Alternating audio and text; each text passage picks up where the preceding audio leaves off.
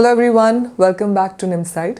Today, as part of the Australia series, I've got a very special guest on the channel. Now, this person received his PR through the Global Talent Visa program.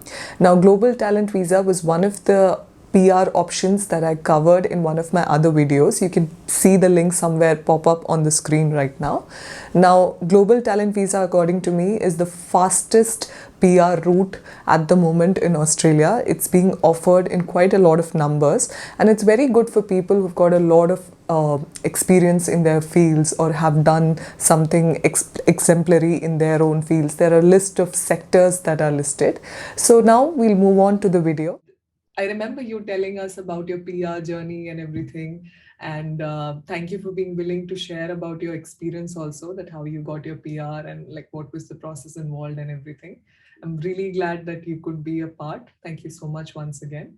So moving on, let's start the whole video. First of all, why don't you introduce yourself? Like how long have you been in Australia? And yeah, those kind of things. Yeah, well, my name is Gilberto, but people call me Giva or Gil. I am originally from Costa Rica, a small country in Central America. I live in United States, Germany, Brazil, and now Australia. So I can say that I am quite usual with visa process and visa application to myself and my partner as well. So we migrated to Australia around 5 years already. We got the first process that we got, it was a work visa that my company Seek.com actually produced and administrated. But then after 3 years, I wanted to have the PR, so I had the opportunity with a process that was a recent opening in 2020, called it a Global Talent Visa. Yeah. So, Jill, you've traveled quite a lot. You've traveled in so many countries. Normally, visa process is very scary for a lot of people. Everyone is like they would need an agent or they would need someone to help them, because it's always like if you commit any mistakes, you will sort of lose on that opportunity. So you mentioned that you started this whole PR process like 2 or 3 years back, or like how long? Yeah, we started the process in I think it was around July 2020. Everything had started just with one email. Maybe I can show you the email. Yeah. It was really funny because we took a step to actually get the PR to Global Talent. But to be honest, there is two requirements that actually are quite important to this. The first one is that you have to get more than 100, I think it's around $157,000 per year, that counting superannuation. So if you have it 157 plus like counting superannuation is okay. So that's the minimum salary. I think it changed a while. I don't know if it's a little bit higher or lower, but I remember like 2 months ago, I saw the requirements to one friend. I was, I think, 150 seats, so 170, 157. So try to check that. That's first important. The second one is that they have a list of professions that you can apply. Usually this email, with the talent identifier, this one it was already used. This talent identifier, the UC 2020, they'll tell you that it's your unique identifier for your name, and then you can apply to a real one. And the real one means that there is a further process here with the documents that you have to bring or you have to submit online to actually start this process.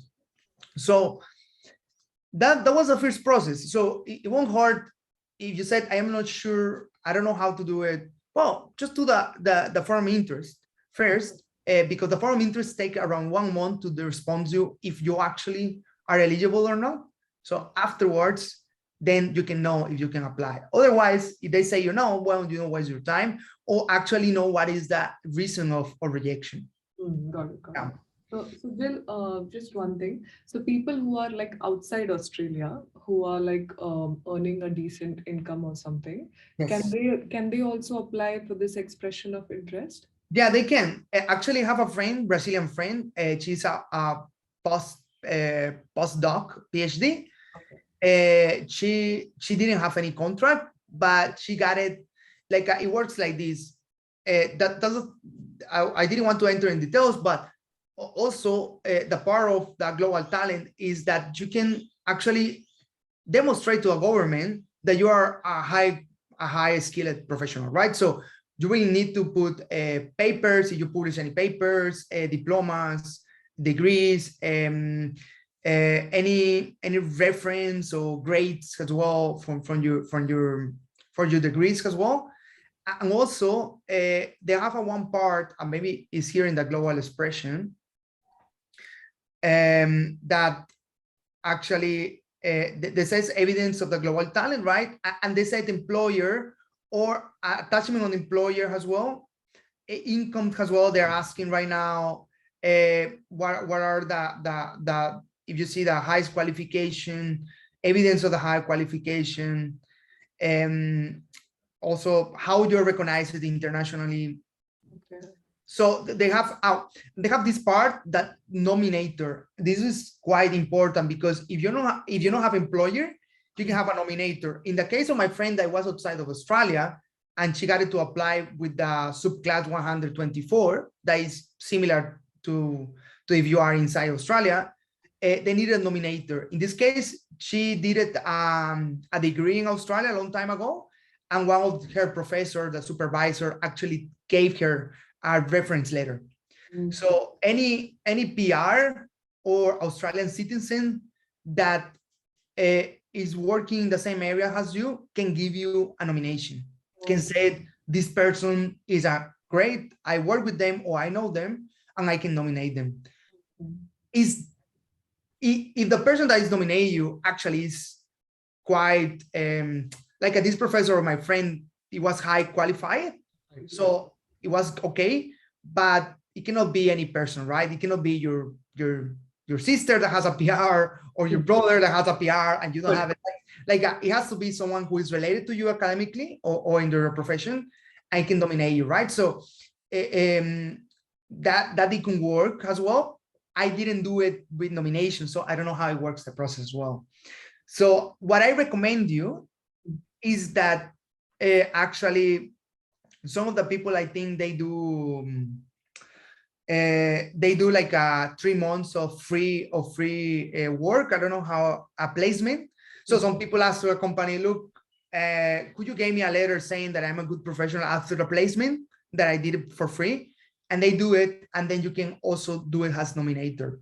So there is a lot of ways to have a nominator.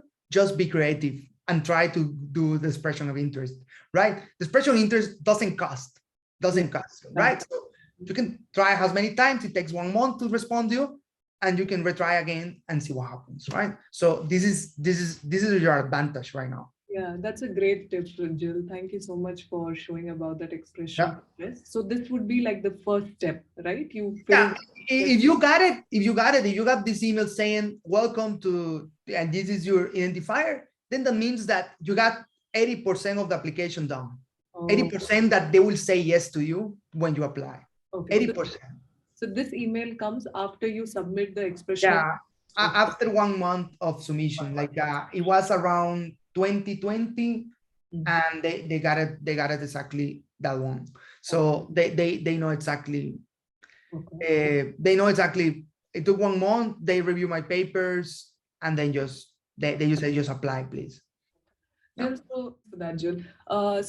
Jill, so I'll like move on to the next question. Like, can you give an idea about like what all documents you submitted to the process, and like how much was the time frame that you got it? And I'm very impressed by the fact that you didn't use an agent. You did all of this yourself. Yeah, look, to use an agent is just to waste your money. Let's be honest. The agent will take more time. It won't focus in your process. Actually, this process, that the majority of the time and the focus is you. Like to get all the papers, to get all the information that actually you need to submit the visa is the hard part. To submit it is just half hour in the system, but you need to all the papers. Right. The agent will ask you all the papers. You will have all the effort you will pay, and then you will submit it in half hour. They will have your money in half hour, and then you spend 2 or 3 weeks getting all the papers, right? So it's not worth it. It's not worth it. Sorry, agents. I know you're listening to me. It's not worth it. It's not worth it, right? So I know it's scary, and I will tell you some of the experiences I have. Also with the scary stuff. Okay, so the list that I have here, the list, this is what happens after you submit the expression interest, right? They will send you a list. So they will tell you, look, you need this, you need all this. This is 2 years ago, so that means that maybe there is some additional stuff, or they actually eliminate some stuff or change it. So this is what happens 2 years ago. I have here the visa checklist, some details. So what are the most critical stuff that you have to do, like when you have this list or when you have this email? Well, the first thing is the English test. You have to do it now, immediately. Because if you fail the English test, you have to wait. Some of the English tests, you have to wait around 15 days to 1 month to redo it, right? So the English test, in the moment that you have this list, you have to do it. Like you have to even plan the English test before the expression interest, right? Because if you fail it, you have to wait 15 days to 1 month, and then delays you the application a lot, right? The second one is the police checks. The police checks, in my case, it was a horrible story because I live in many countries and they ask you police checks from 10 years ago. So I got it to give Brazil, Germany, and Australia. It was horrible. So if you haven't lived in 2 other countries in the last 2 years, prepare for the police checks because are horrible. So that's the second part that you have to be ready to have it faster, because some countries takes a lot of time you have to reply, you have to do, but some countries, even Brazil, that I didn't believe it, do it electronically and you just have to pay. So it could be really easy, it could be really difficult. So it depends on your country or the countries that you actually live or stay in more than 6 months. Got it. Because it's more than 6 months that is considered like you live there, right? Okay. So the second one, the third one, but the first one that I put it here, but actually it's not so critical now. In the pandemic, it was a little bit more difficult. It was to do that checking of the health with BUPA, right? So the checking with BUPA is tricky because they always give you 3 months later in the system. That's a great tip. Thank you. So the fourth one is the formularies. You have to be careful about the formularies. Not careful about what you put inside the formularies, just careful because I got it a mistake. So in the formularies, they said, please pay, you have to pay before you submit. But the problem here is that some of the forms say, please, after you submit before you submit this, you have to pay. Okay. And keep the invoice. Okay. Don't do it. Don't do it. Don't pay anything. Because what happens is I did it, I pay it, I got the invoice, and then I did it online. I submit everything online with the IMI GOP. I did my account and says, in the IMI GOP is really easy. You said, I have my account. I want to submit a visa 158. That is this one over here, 158. You go to IMI system, you do your registration with your passport identification and everything. You said, okay, I want to do 858 or 124. I have all the papers, I have everything, I did everything, the checklist, let's do it, right? So what happens is after you submit all the papers and you actually do all the forms, then they tell you pay. And you said, well, but I already paid, I have the invoice. Where I can attach the invoice? No, they said just pay. It says, okay, I cannot pay twice. It was $5,000. Where I got the money? So what happens is I got it to get a refund, and the refund took me 1 month. It was $5,000. So be careful. Don't pay anything until you go to the online system, and the payment is the last step after you submit all the papers. Expect around one month and a half, I would say. Okay. Yeah, that's decent, right, Jill? No, it's super decent. If you said 5 months, even in the worst case, another 5 months is really good, right?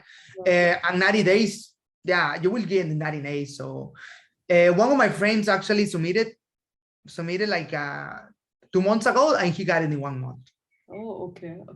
Okay, she submitted this year, like 2 months Yeah, ago. this year, 2022, he submitted because he wanted to actually go to another job. The job actually paid the process. He did it. He get all the papers. 1 month later, he got it. The visa. That's so great. Okay. Content shared in this video is based on personal experience and research. If you enjoyed the video, like, share, and subscribe. Keep watching, keep listening, and continue learning.